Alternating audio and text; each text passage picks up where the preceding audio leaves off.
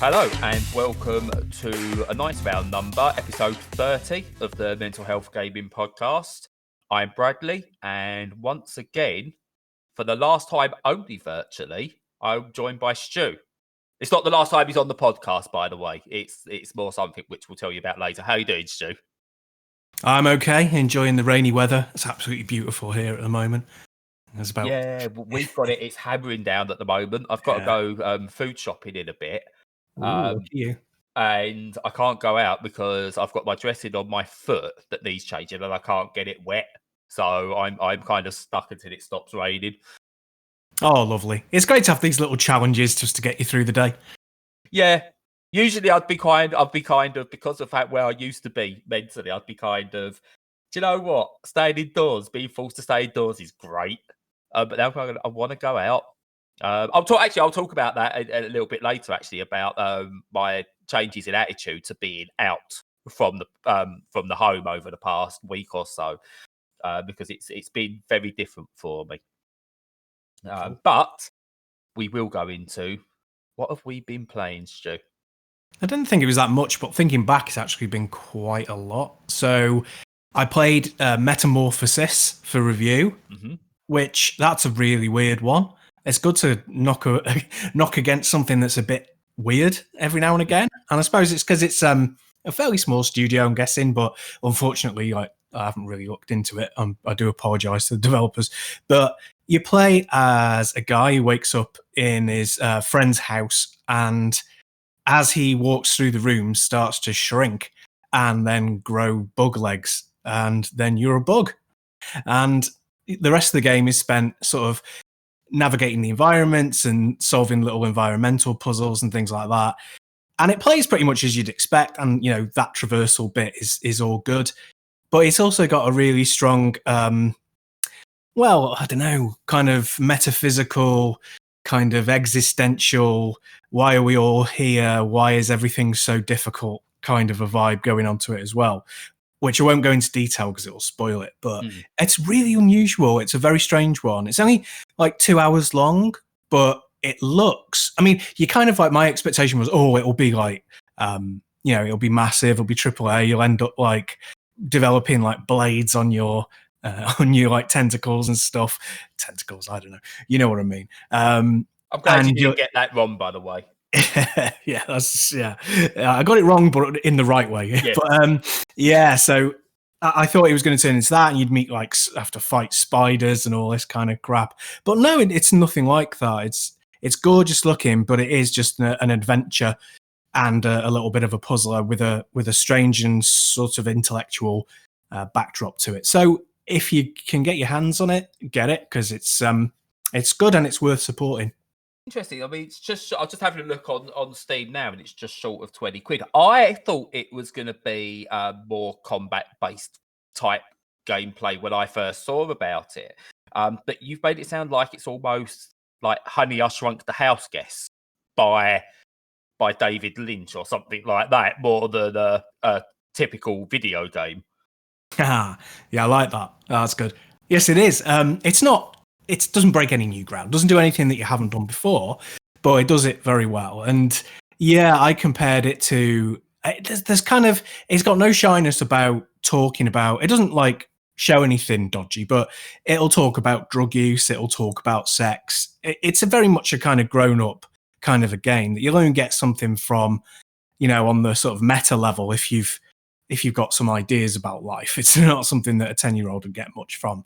So, yeah, I don't know, 20 quid though, that might be a bit steep because it was 2 hours long. So if you really, really want to go in on it now, yes, do, if it really intrigues you from videos or whatever. But 20 might be a little bit too much. So there's an interesting discussion there to have with that around the price and the time. The price of the game is actually less of an issue for me. But you saying you can do it in around 2 hours, that has me sold. I will quite happily pick that up and play that. Yeah. Whereas if that was 20 quid and it was a stretched out 40-hour game that basically had its mechanics and tried to then stretch those mechanics out and do other bits with it and pad it, then that would put me off. So to know that the developers, whether it's a good game or not, matters not to me at the moment.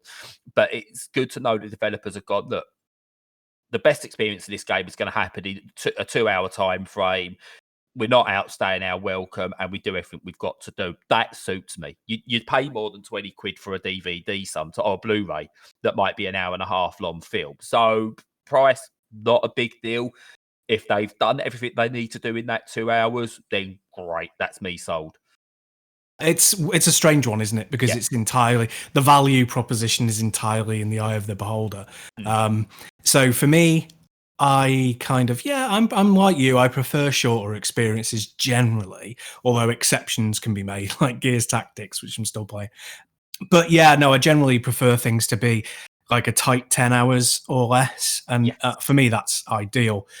I, though, in these circumstances, think that 20 quid for 2 hours for a game that you're unlikely to go back to, or certainly not for like years and years and years, might be a lot for some people. But yeah, no, exactly. Your mileage may vary. Kind of. That's absolutely fair enough. I mean, I'm talking about it from someone who's obviously not experienced the game yet at the same time. So obviously, if as someone who's played the game, I would go with your opinion on that side of it more than mine. If people are in and ahhing, so it could well be wait for a sale, and it's on Steam, so it'll be in a sale at some point very soon. One would imagine.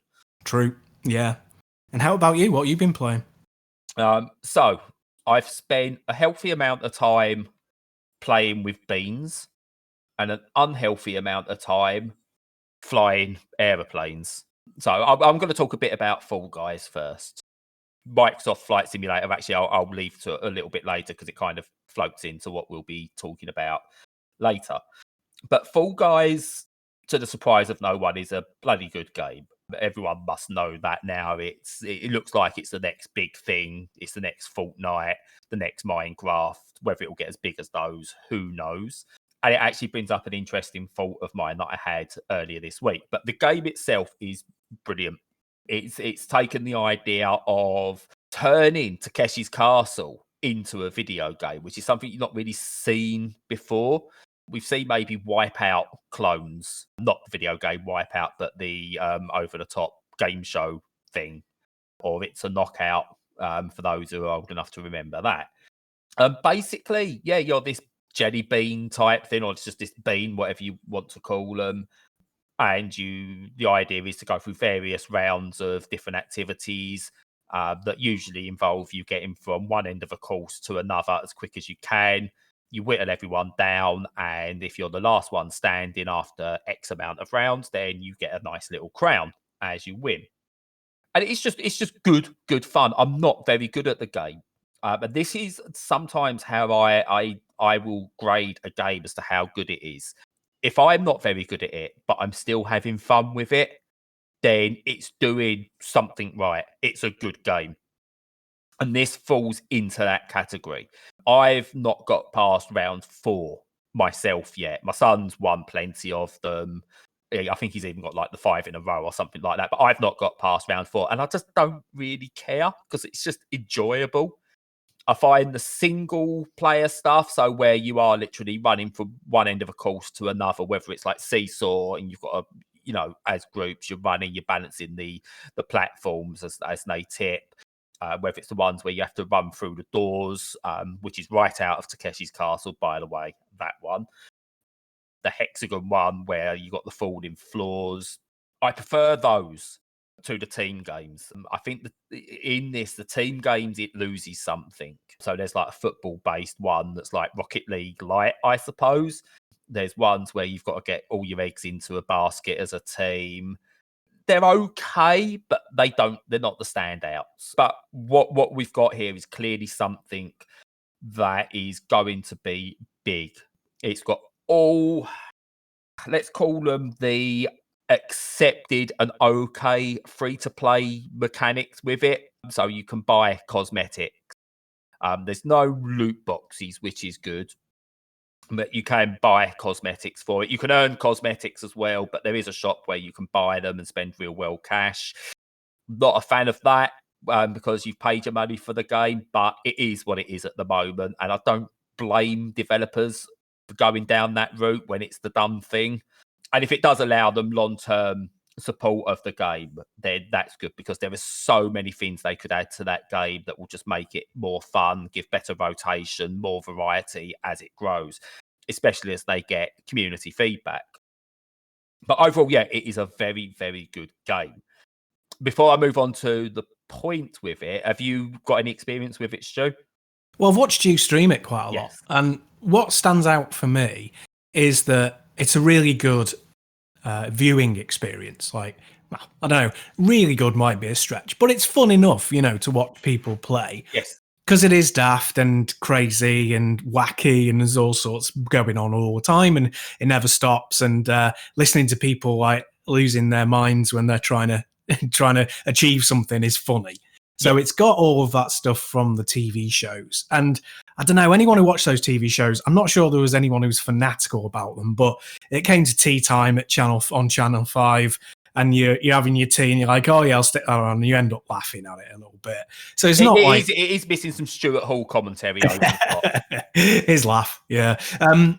But yeah, and what I thought what works well for a spectator is when you watch like an FPS or a hero shooter, you're watching from one person's perspective, and they're sort of sniping or killing people at a distance. Whereas with Fall Guys, because everything's happening in the immediate foreground, it kind of holds your attention. Yeah. So it's like, oh, it's not like, oh, yeah, okay, so that shot I know intellectually was a good shot because it's a long way away and done fast. It's much more immediate. It's much more in the front and center. So I think it's a legit phenomenon as well. I think it's really gone off.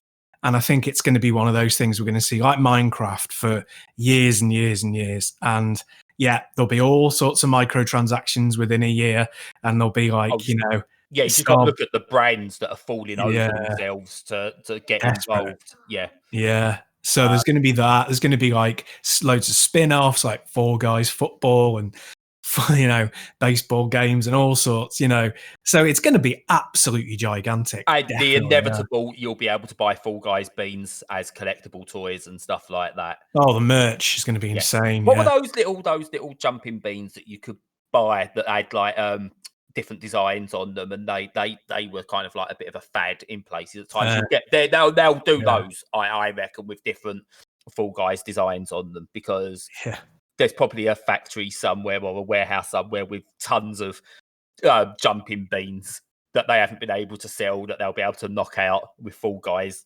packaging. But yeah, the point I want to come to with this, and we're at a crossroads for Devolver Digital, I think. I've often held up Devolver as being one of the good guy publishers. They've not quite hit AAA yet, so they've still got a good relationship with the community. They got a good relationship with their developers that they bring in. They give everyone the freedom they need. There's something down to earth about them. And so far, on the political side of stuff, and the gaming political side of stuff, they seem to have just weathered all of that. They seem to be doing everything in the right way. Fall Guys, they've had hits before. I'm not going to say they've not had hits. Fall Guys is their Minecraft. It is their Fortnite. It is their Call of Duty. It's going to be a big test on which direction Devolver Digital take. Are they just going to go and become another Activision, another EA, another Ubisoft? Or are they savvy enough to look at what's happened with those guys, learn from those guys, learn from their mistakes, and become a big publisher in the right way? And I'm really interested to see how that goes, because they're up there when it comes to indie publishers. Them, Devolver Digital, Team 17, No More Robots, all those types of guys, I think have been absolutely brilliant for the industry. Absolutely brilliant. And it would be a shame now to see if this causes Devolver Digital to go corporate mega greed.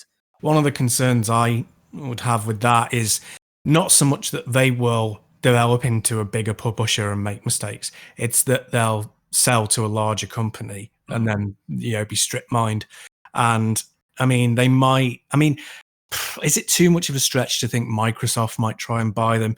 Because they've got real problems with Series X and the fact they've got no first party launch titles. And if they bought them lock, stock and barrel for, I don't know, 350, 500 million or something, and then just said, right, Fall Guys is ours now.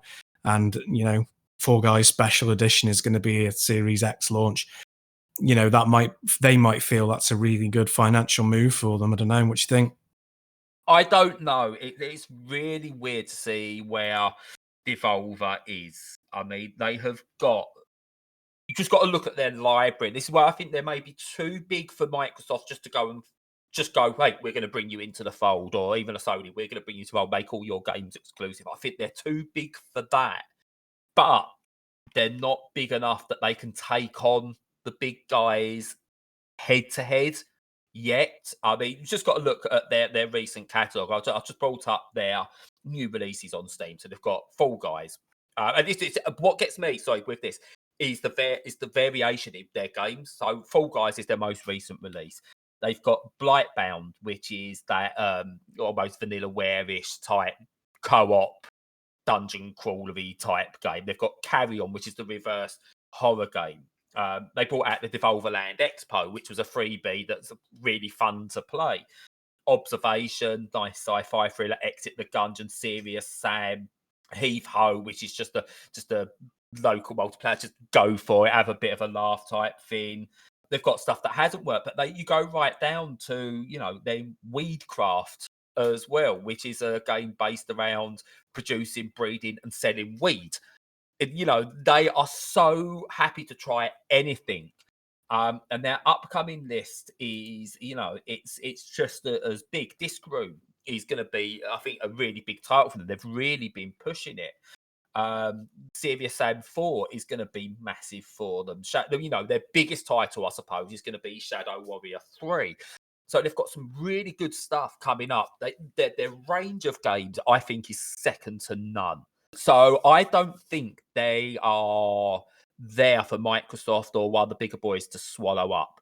If you'd have said that about, I respect Curve Digital a lot. I think, again, they are just below Devolver in terms of what they do. But I think someone like Curve are just about small enough that they could be tempted by a bid or be bought up by a Microsoft, not with Devolver. My big fear still with Devolver is them becoming corporate.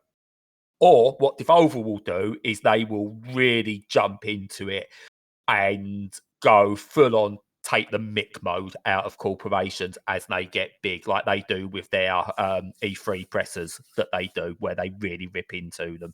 But yeah, I'm interested to see what happens. But yeah, that's Fall Guys.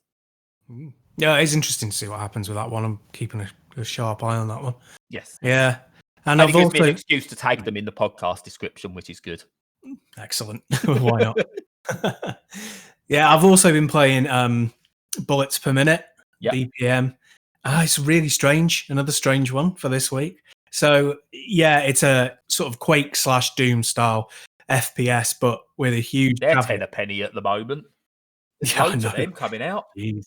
I know. Yeah, it's crazy. It's the new thing. It's like since Doom 2016, it's just like revivified an interest, doesn't it? Yeah. But BPM does all that, but it makes you... It's a rhythm game as well, so it makes you match shots and movement to the music. And it's so difficult to explain as well as to play. Like, it has... Oh God, there's so much to unpack. It's got stuff in it that shouldn't be there. Yeah. And it's got stuff in there that's ahead of its time. And it's this weird mishmash of ideas. And some of them work and some of them are terrible. Like, for example, you've still got jump. And to me, they should have just stripped that right out of the game, because you're concentrating so hard on trying to evade. And there's a dodge button, which is like a dash, and shoot in the correct rhythm. And it's like, you see, this is where me being crap with like musical notation harms things. But like, there's like, I think it's 4 beats to the bar. and you can dodge on like twice per bar, and you can shoot 4 times per bar, and you can reload 4 times per bar. But yeah, some things you can do it on the major beat, and some you can only do on you can do plenty of, however many times you want. Yeah. See, so I'm turning into a right idiot trying to describe it. And when you're trying to do all this and you're trying to like match the beat and you're trying to make sure that you reload properly and also dodge at the right times because the enemies have got their particular patterns and their particular rhythm, it's so difficult. And it's what's it called, a roguelite as well. Yeah. So your run can be like a minute and then you're dead, because you take like 4 hits before you're dead as well. So it's like really punitive. And you're supposed to go and collect coins and buy weapons, and there's this thing where you can put money in the bank for later runs and all stuff that you're familiar with. But even at that level, it's so much harder than, like, which you just mentioned, Enter the Gungeon. It's harder even than that, where after an hour of acclimatizing, you can do a run where, unless you're unlucky, you'll get through 2, 3, maybe even 4 stages. After like a couple of hours playing it, I'm not off the first level. Oh man, it's really hard. So I'm looking forward to seeing where it goes. I'll put more in the review, but it's a really weird one at the moment. So I like the look of the game, and there's another one that I can't remember what it's called, but it does a similar thing where it uses really sort of hard rock music to the beat. It's not bullets per minute, but it is another game similar to that. And they look great because obviously the demos you see of them, the trailers, make it look like this is awesome to play. Crypt of the Necro Dancer did it as well. It made it look so good to play. The problem I've got is I've got no rhythm at all. I have to say, when I played Guitar Hero, I had to set that down to the easiest settings. I generally have to do that for any rhythm-based game because I just can't do it. And then, so it's one of the reasons I kind of passed on this, because I don't think I could do anywhere near justice for this game. I'd review it and just go, oh no, it's too hard, I'm done. I can't do this. So how much of it requires you to be good at rhythm games to get the most out of this game, would you say? I'd say a lot, because it has a timing bar similar to a lot of rhythm games, where they come inwards towards the reticle in the center of the screen, and obviously that matches the music, and the music has its own tempo and doesn't change on the first level, at least. So all that's fine, but you can't just be looking at the crosshair the entire time. Yeah. You have to listen to the music and get into the rhythm of it. And yeah, so if you don't have that rhythm sense, then you're going to be screwed. And on top of that, you see, what I'm finding particularly hard, and I don't know whether they're going to make this a little bit more approachable, is you can do everything right. So you can shoot things in the right rhythm and dodge and move around and prepare. But there are 2 things. One, it can be very hard to see the enemies against the scenery because they're not very well coloured.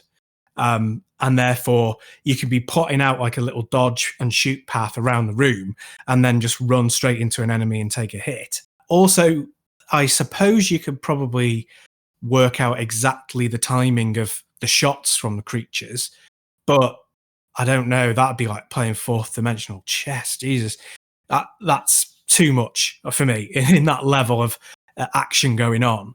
And thirdly, the amount of damage they do. So I feel it's just pitched way too hard. So I can play it on easy, and there are only 2 levels, easy and hard. And even on easy, like I say, you can only take 4 hits from like the weakest enemies, basically. And you can very easily like get trapped in a corner, or you can do a dodge and then something will be coming at you and you can't dodge it because it's not on the rhythm. And to me, it just seems like they've gone, oh, this is such a brilliant idea. I can't believe people haven't done it before. And then they've put the game together and gone, this is why they haven't done it before. Yeah. Yeah.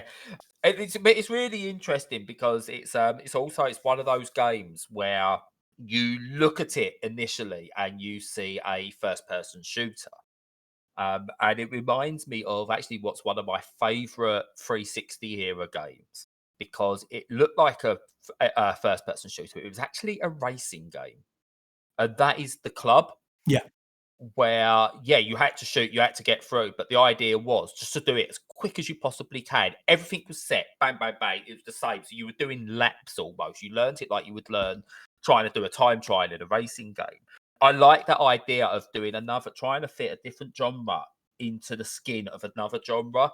They don't all work, and that seems like it's the case with bullets per minute. The rhythm game and FPS, it's a nice idea, but it doesn't seem like it works because they're too different in what they need to do. I'm kind of in two minds because, like, I kind of enjoy him playing it in a way. I think the short runs help, and the music's good, and when you get it right and you clear a room without taking a hit, that's very kind of satisfying. I think I can't judge it yet because it's in beta. I think if it gets released and it doesn't fix some of its fundamental issues, then it will be a noble failure. But if they find a way to get around them, I think it could really, really work. But with the caveat that it will only really work for some people, and it'll never work for everybody because it is too hard for that. But what you'll see some outstandingly bizarre, and I can't believe they've done that speed runs of it. There's going to be people who click with it who will make it look like the piss easiest game, and you'll be like, "How the bloody hell are you doing that?" So yeah, it'd be worth watching them as well. Oh yeah, definitely. I mean, I'm watching games done quick this week on and off, and just seeing some of the ridiculous skill in those games. See someone's done the Talos principle in like just over half an hour, but they reduced graphics down to pretty much potato level, so they could run an uncapped speed frame rate to do certain skips within the game. Yeah. And part of me, sorry, slightly off topic, but games done quick and speed runners, those guys, I look at them and just go, why? But also, bless you for doing this. Because it's one of those things where it's just you on the outside, you just go, but what's the point? But you just have to go, but I'm glad there's people that are willing to do that. It's just, it is so wonderful to watch. I could never do it. The closest I get to a speed run is if I win a game of Tetris 99 in less than sort of like 10 minutes. That's a speed run for me. But yeah, some of those people, they're just amazing. Yeah. I love bizarre but amazing. Yeah, I love watching those things. Yeah, they're fascinating. Yeah, but I couldn't do it. But I don't know. That said, when I did my Shinobi 1 credit run, that took a long time to get good at, and by the end, it's like, there's no real time wasted because you know it so well. You know exactly roughly exactly what's going to plonk into a certain space at a certain time, and you start getting like quite almost complacent about how easy that part of the game is to you, and then you start tightening up on the stuff that you find harder, and then eventually you just like, I don't know how long it took me, 14 minutes or something ridiculously quick like that. So I can see it, and I love watching those videos.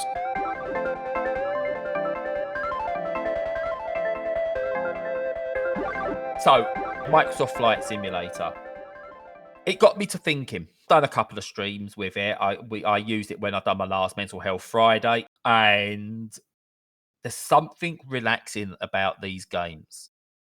Not all of the simulator games are relaxing, but they still have some great mental health benefits. But I'm going to touch on Microsoft Flight Simulator first. Once you take off and get into the sky, you do something that's medium haul, or just anything where you're up in the sky for a couple of hours. You feel at peace, you feel relaxed, you hand over to autopilot, or you continue to do things, try and do it as manually as possible. But you get up there, you get above the clouds, or even take it just below the clouds, so everything just looks so small and insignificant below you, and you're at peace for a good couple of hours.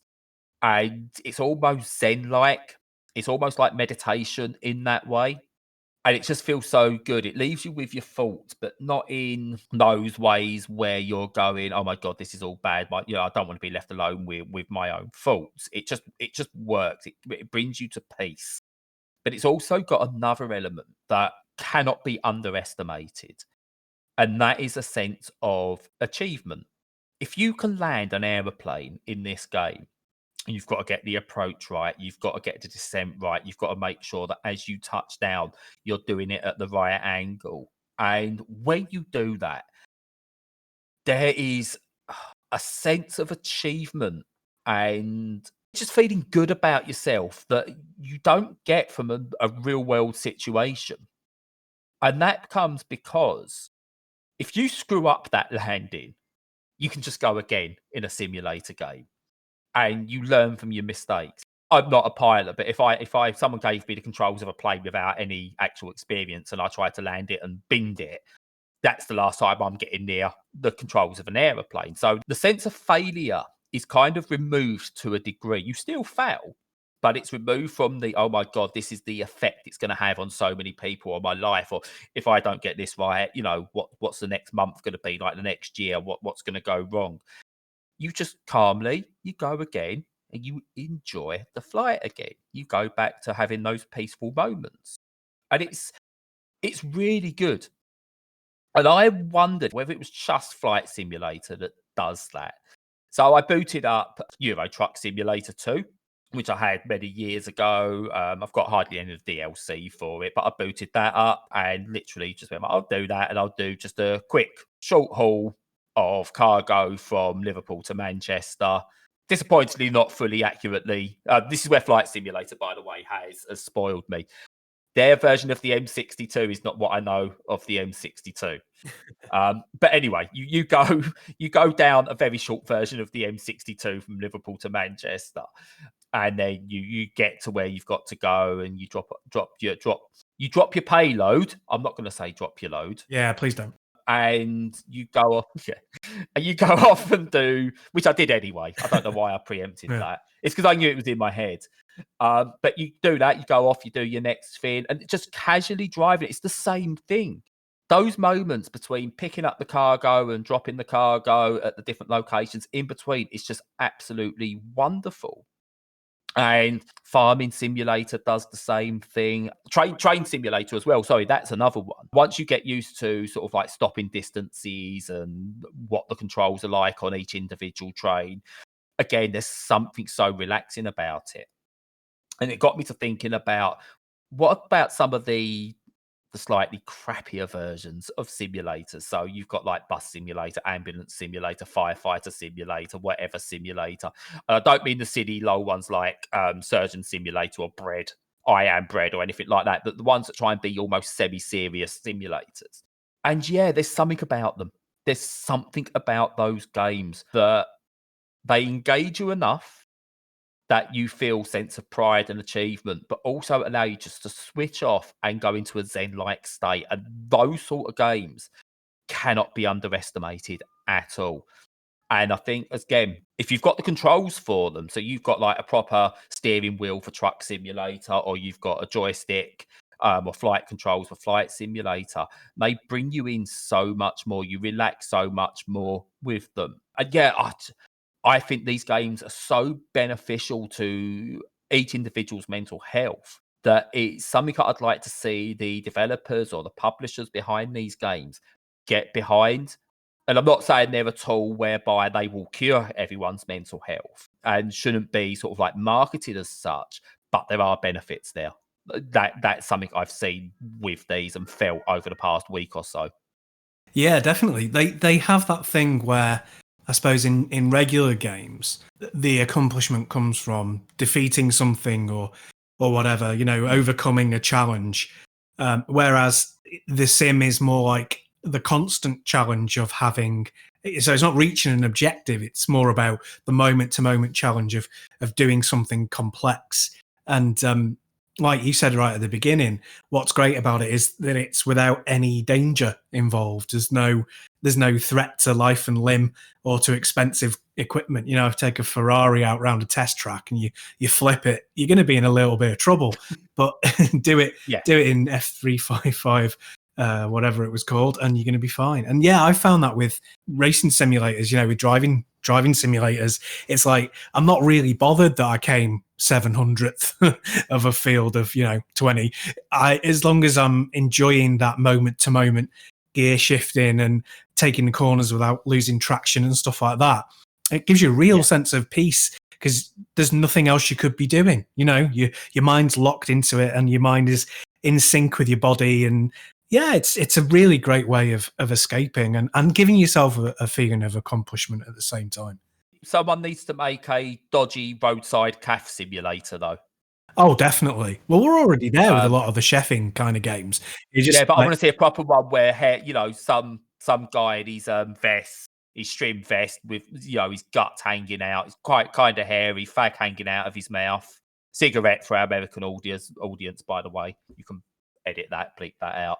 And and yeah, hair there, the lot, just tons of grease everywhere. And you've got to serve the truckers as well. That's a simulator I'd play. yeah, it'd be good if you like had to make sure that you didn't have too much dog hair as a percentage of food that in the food, and you had to make sure you closed the cafe just before the inspector arrived and things like that. Yeah, that'd be good. To be fair, it's one of the things I want. I've played like Cook Serve Delicious. It's a really good game, but it's very quick and zany with it to a degree, as is Overcooked. They take the cooking concept, same with Cooking Mama as well. They take the cooking concept and overdo it. I'd quite like one done in the vein of the proper simulator games, where it's just calm enough that it feels like slow paced, that you can do it. But you do get but it just feels a bit like just doing the job. And it's kind of really weird. Do you remember the Simpsons episode where they don't want to go and do the chores, but they go then to the theme park and they do like the exact chores there was, but in gameful? Yeah. But I think it nails something there. I mean, that was obviously back when The Simpsons was good. But I think it nails something. Don't get me wrong, I don't think I would want to be a truck driver in real life.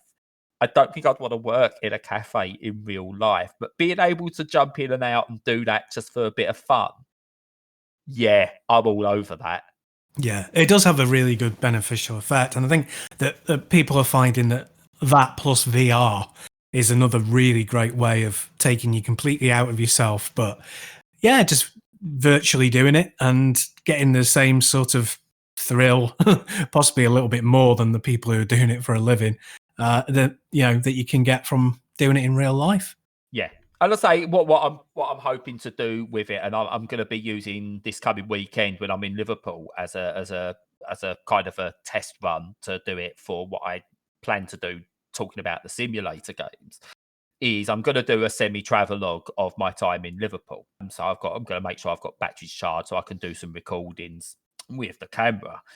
And then if I can get that right and get that edited and it's watchable, then I plan on trying to do a mock version, a similar version for my journey through the simulator games as a kind of mini documentary series. Because I think there's a really good thing to be seen here, that if you can see someone's reaction to that, someone like myself I'm highly strung. People could probably tell by the way I talk on streams and the way my brain is constantly fighting with itself to get the right words out and telling myself at times, like, you've said enough now, you can shut up for a few seconds, but not doing so like I'm doing now. But it's different when I'm playing these sort of games. My brain engages in a different way. So I think it's going to make a really interesting virtual travelogue. So yeah, I can't wait to sort of like expose these games in a positive way. Because I grew up at times and went, oh my God, the saddos who like these games, like anyone, like a lot of kids or teenagers would have done. Oh my God, why don't you play a real game? That kind of thing. Whereas I'm now at that time, I'm going, no, I get it. I really do get it now. Yeah. But talking of that trip to Liverpool, I'm really looking forward to that for a couple of reasons. Reason number 2 is that we'll have a meetup, which is really good. Yep. We're probably not going to do a live podcast or anything like that, so there's no point.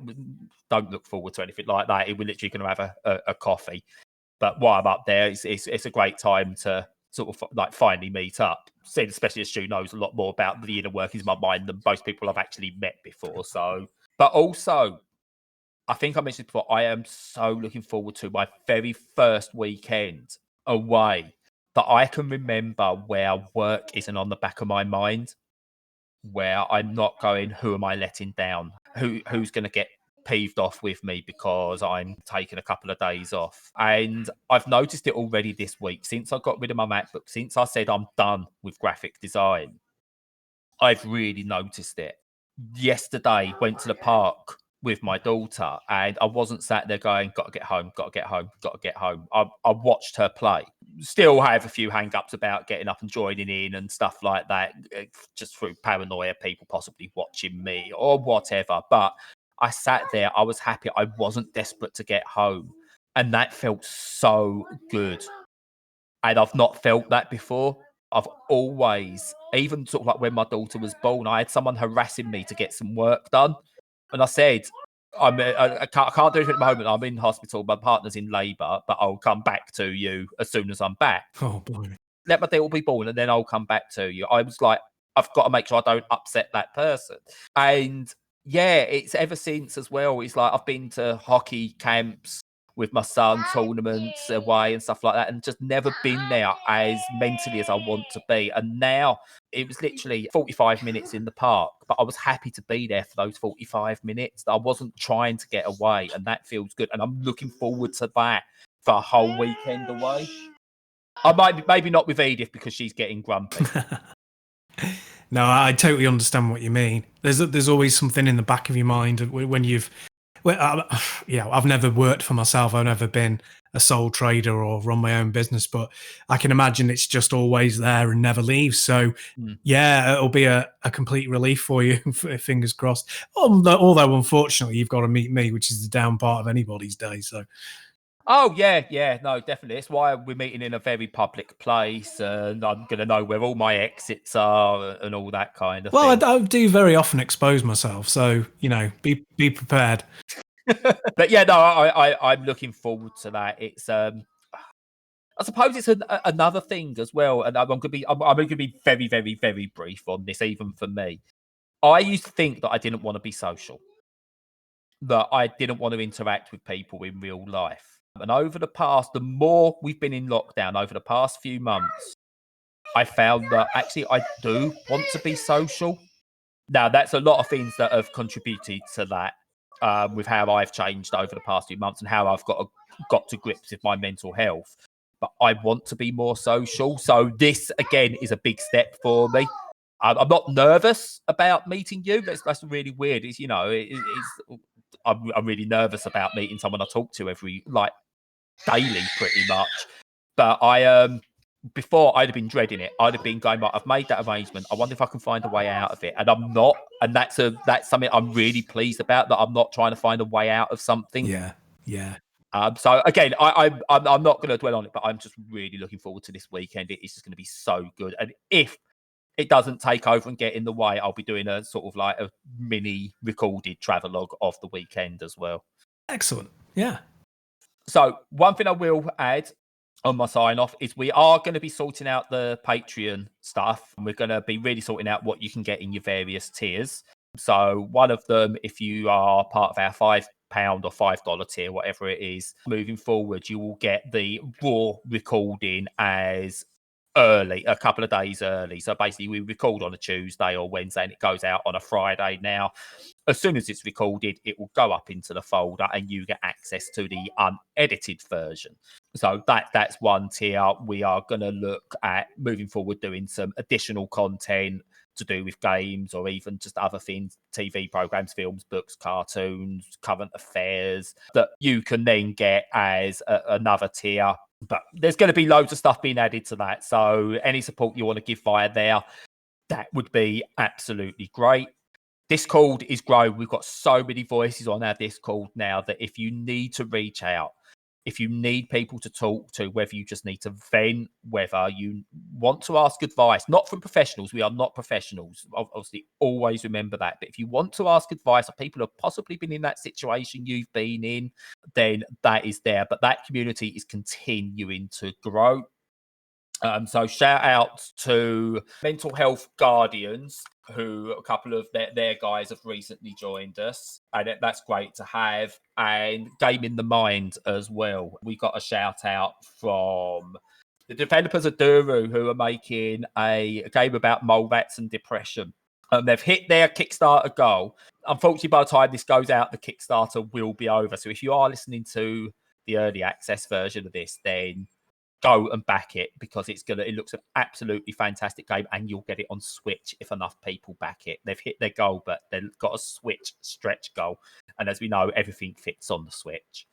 But yeah, they shouted out us mental health guardians and Gaming the Mind. We'll put a couple of links to their Twitters in the descriptions. Check those out. Give them a follow because we're all on the same message now. And it's good to see the communities are growing and coming together. I don't want to say coming together as one because that's the wrong statement, but we are all coming together with the same one message to normalise this discussion. I'm going to switch my brain off now because my mouth won't switch off until my brain's switched off. I'm going to thank you all for listening and we will see you again next week. Goodbye.